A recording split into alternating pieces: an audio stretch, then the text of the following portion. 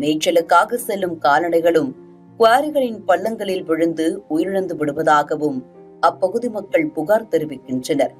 கடந்த 15 ஆண்டுகளில் மட்டும் 15க்கும் அதிகமானோர் இப்பள்ளங்களில் விழுந்து உயிரிழந்திருப்பதாகவும் தகவல் வெளியாகியுள்ளது.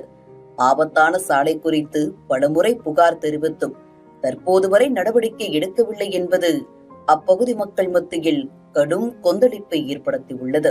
மதுரை மாவட்டத்துல தமிழ்நாடு முழுக்குமே கல்குவாரிகள் விதிமுறைகளை மீறி தான் அனுமதி இங்க கொடுக்கப்படுது. இந்த எந்த விதியுமே அரசு துறையினர் கவனிக்கப்படவே மாட்டேங்கிறாங்க. இங்க கல்குவாரி கொடுக்கும் போதும் விதிகளை மீறி தான் கொடுக்குறாங்க. அதுல விபத்துகள் ஏற்பட்டால் மட்டும் நிலச்சரிவோ மண் சரிவோ இல்ல ஏதோ ஒரு விபத்துகள் ஏற்பட்டால் மட்டும்தான் இங்க இருக்க அதிகாரிகளை ஆய்வுக்கு போறாங்க. இப்ப அதே மாதிரி விபத்துகள் பள்ளி வாகனம் போகுது, ரோட்டு சாலையோரத்துல இருக்கு, பெரும் விபத்துகள் ஆனதுக்கு அப்புறம் நம்ம அரசு என்ன செய்யும் அப்படின்னா இந்த மாதிரி வேலி அமைக்கணும், ஒரு 4 நாளைக்கு பெரிய செய்தியா உருவாகிட்டு அப்படியே மறந்துடும். அவ்வளவுதான்.